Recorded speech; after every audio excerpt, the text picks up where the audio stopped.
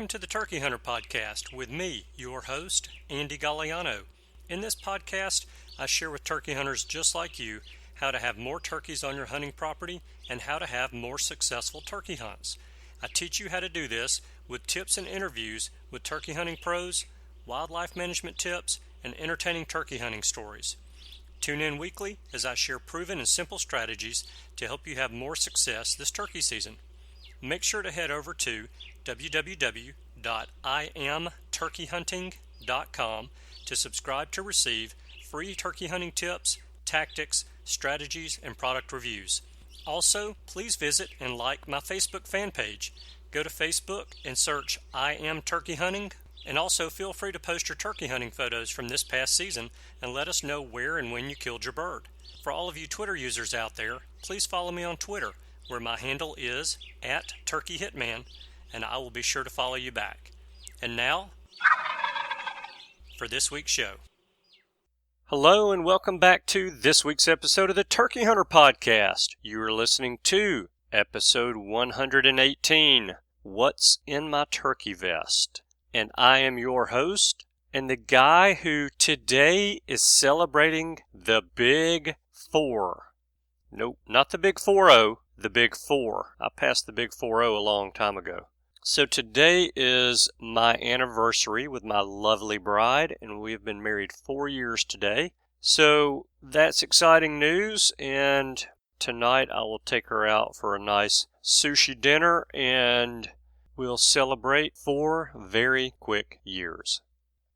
The other cool thing about today is that we are 48 days, 9 hours, 8 minutes, and 25 seconds away from opening day of spring turkey season in Alabama. Just over a month and a half away. So today I want to read a review very quickly.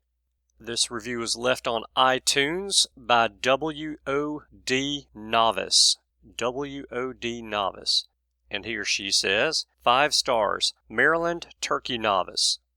Andy, love the podcast. Topics and guests are top notch. Living in southern Maryland, turkeys have recently started making a big comeback. The tips and tactics that your guests share have helped me improve my success rate and understand and appreciate the sport of turkey hunting more than I ever could have imagined. Keep it coming. Thank you very much, W.O.D. Novice. I greatly appreciate that review that you left for me. And if you guys want to leave a review and you haven't done so, please go on over to iTunes or Stitcher Radio, wherever you happen to listen to the show, and leave a 5-star rating and review if you like the show. It's much appreciated, and it helps others when they stumble across the show to decide whether or not they want to listen to an episode.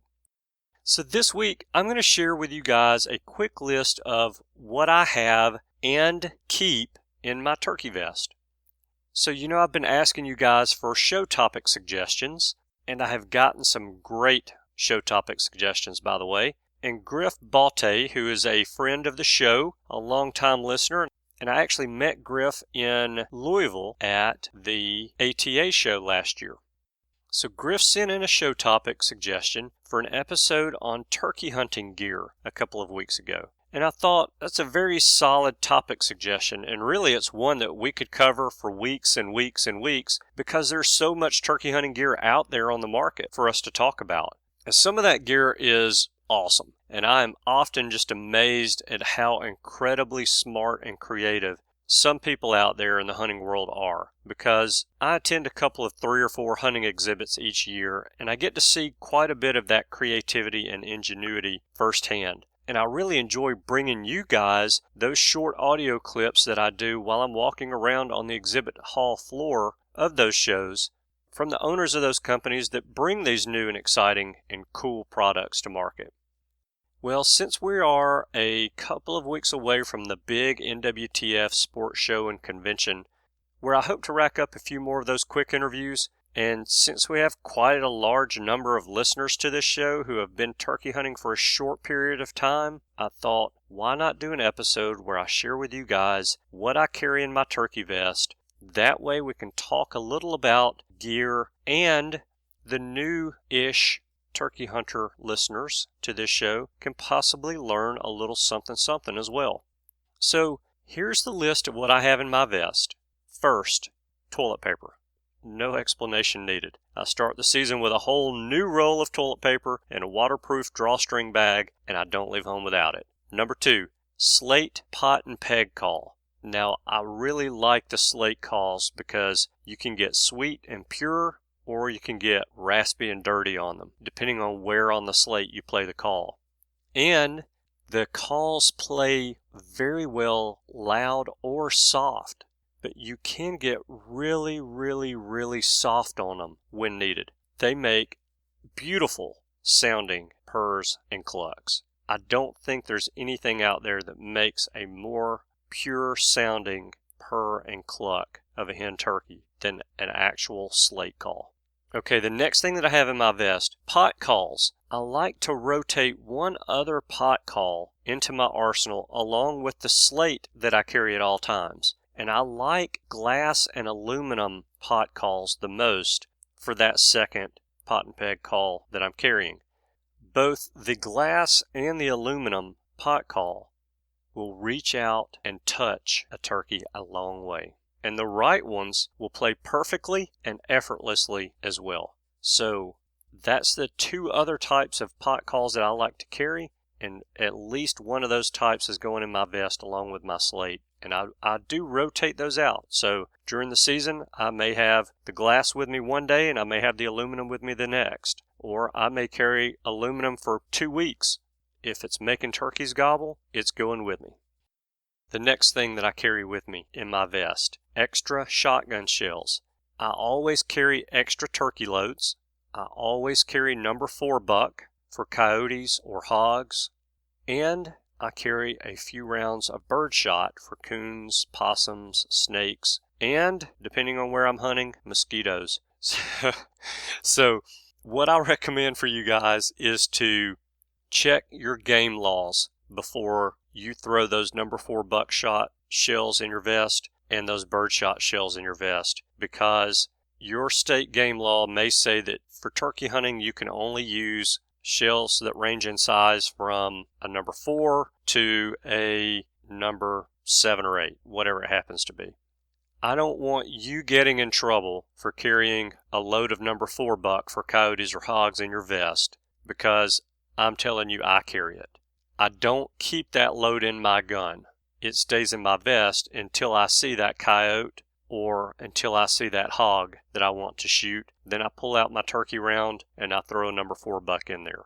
And yes, I do get that opportunity to change shells in my shotgun, even on coyotes. So when you see them coming from 100 yards away, you can change a shell out pretty quickly and pretty quietly and get ready for a shot on one with that heavier load, and that usually will put them down.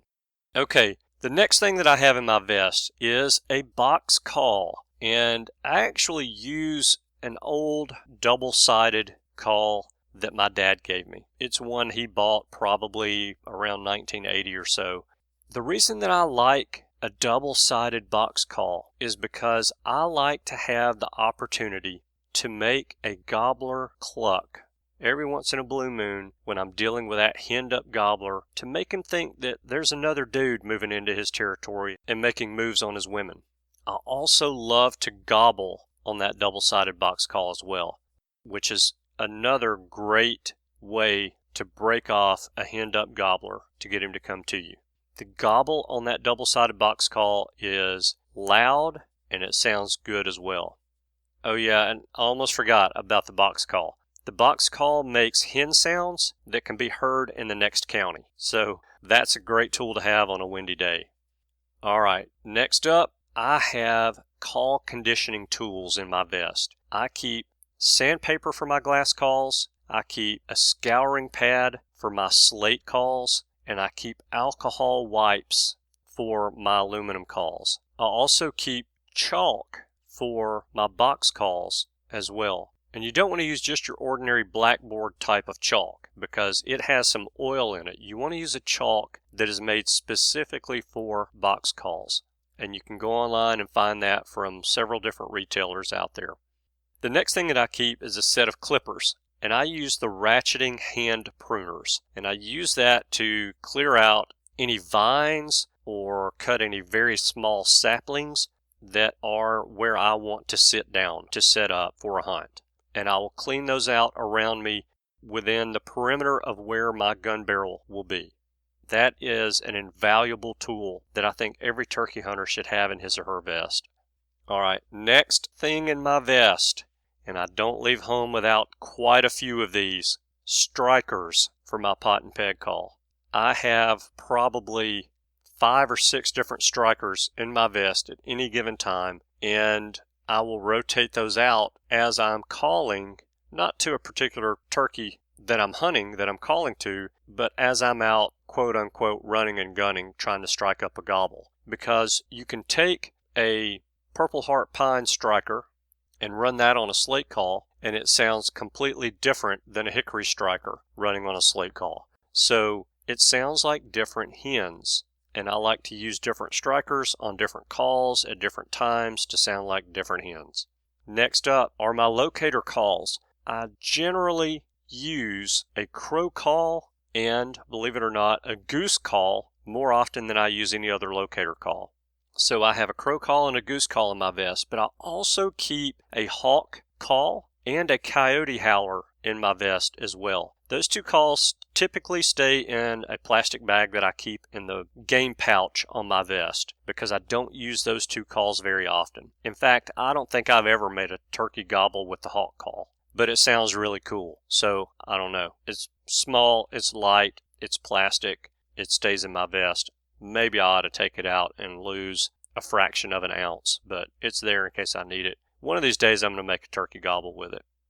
The next thing that I keep in my vest, I actually just mentioned to you when I was talking about these calls. I keep gallon size zipper bags, like your freezer bags or storage bags. I keep a couple of those in my vest, and I use those to protect my turkey calls when it rains. So if I'm out hunting and I get caught in a shower, I'll take my wooden calls and my calls that are not waterproof. I will put them in a plastic baggie, zip that thing up, stick it in the game pouch on my vest, and march on.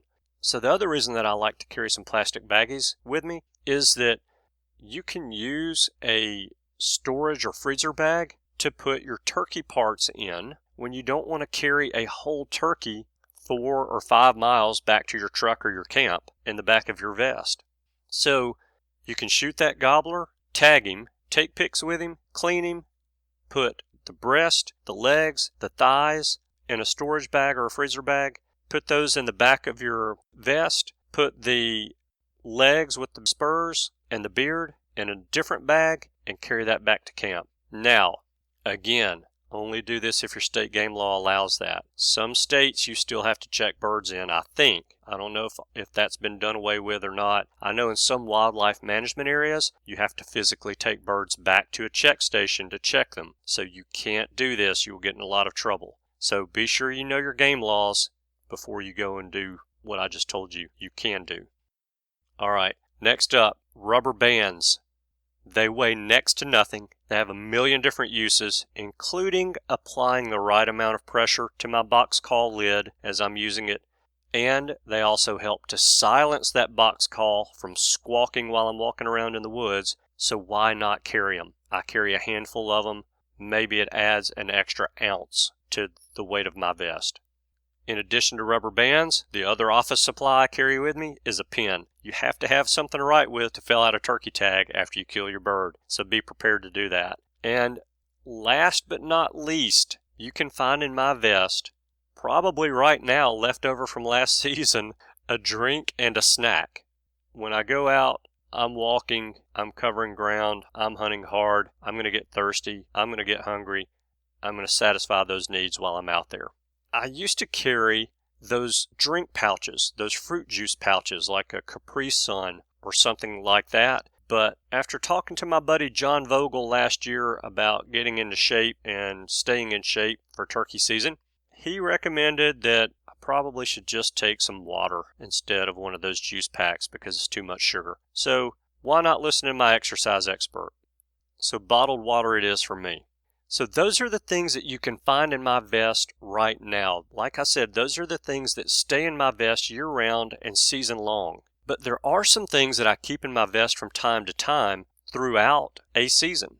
One of those is one feeding hen decoy, because a feeding hen decoy can also be used as a breeding hen decoy.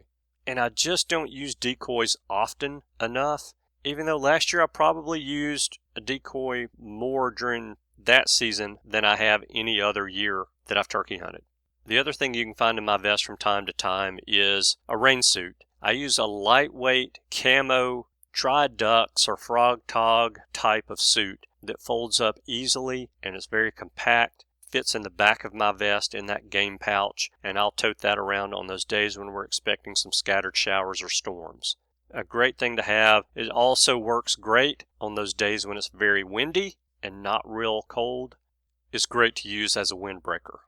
Now, 3 things that probably should be in my vest right now and should not come out are a lighter or matches for obvious reasons, a small first aid kit, again for obvious reasons, and a pair of extra socks. The extra socks, well, they can be used as socks, but they can also be used to quiet down a box call that's squawking while you're walking through the woods. You can slip your sock over the box call and it works great to quiet that down.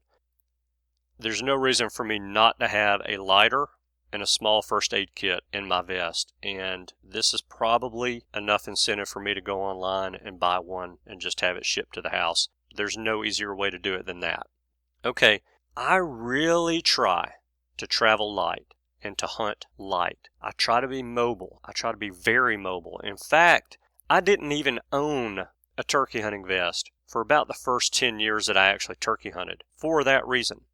Vests get heavy. We end up putting a whole lot of stuff in there. A lot of that stuff that we put in we don't need and we don't use. And vests also get very hot, especially here in the South where it gets to be 80 degrees the second weekend of season. And there are days when we're hunting when it's 90 to 92 degrees. It is hot having that extra layer of clothing on you.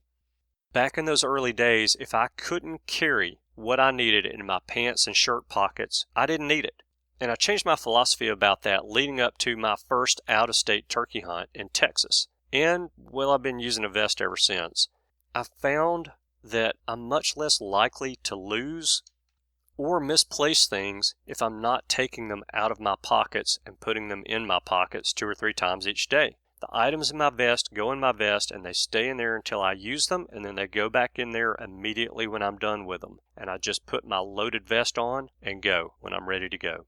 Now, you may have picked out the fact that I didn't mention anything about diaphragm calls, camouflage gloves, a camouflage head net, or a knife.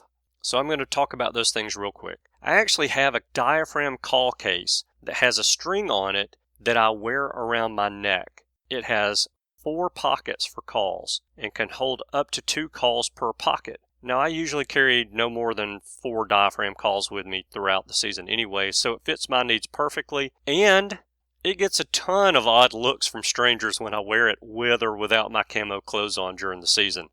It is the old style, the original style Realtree camo pattern pouch, and it has a brown string that runs through the pouch and goes around your neck, and I wear that around like it's a necklace, even when I'm not hunting. So if I leave the woods and go grab breakfast someplace, that thing's around my neck, even though I may have taken off my camo shirt and have a t-shirt on underneath there. Now, my camo gloves and head net, they go in my pants pockets and they stay there until the season's over.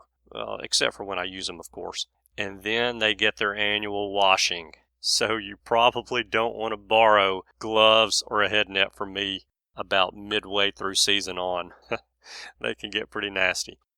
My pocket knife is also in my pants pocket, where it stays no matter the color or the style pants that I'm wearing or where I go, except, of course, the airport and the courthouse. So that pocket knife goes in my pocket along with my keys every single day of the year. I've always done that ever since the time I was about 10 years old, back in the good old days when you could carry a pocket knife into school and not be a criminal right off the bat. And you already know better. If you're still in school, don't do that today. That's not a good idea. Leave your pocket knife at home. Okay, so there's a quick list of the gear that I keep in my turkey vest and on my person during season, and a couple of items that I should have in my vest today and probably will before season starts. I hope that helps some of you guys out there who are new turkey hunters who are listening to today's show. Now, if you have any questions about anything that I've gone over today, anything that's in my vest, feel free to shoot me an email. Also, I'm going to ask the one favor of you today to be this, that I want to hear from you guys. I want to know the one thing, only one thing now, but the one thing that is in your turkey vest that you would not go into the woods without. Email that to me, andy@iamturkeyhunting.com. I'll read a couple of them on next week's show. Hey, that's all that I've got for you guys this week. We've got a great show coming up next week. Be sure to tune in for that. Thank you guys so much for tuning in this week. I know that you have choices. I appreciate you spending your time with us. I hope you have a wonderful week, and I look forward to seeing you again next week. Goodbye. Thanks for tuning in. You were just listening to the Turkey Hunter Podcast. If you enjoyed the show, please go on over to iTunes and leave a 5-star review. And make sure to head over to www.iamturkeyhunting.com to subscribe for free turkey hunting tips, tactics, strategies, and product reviews to help you have a more successful turkey season. And stay tuned for upcoming episodes on hunting afternoon birds, how to film your hunt, and the breeding cycle of hens, as well as some guest interviews. Thanks again for listening. We know your time is valuable, and we appreciate you sharing some of it with us. See you next week.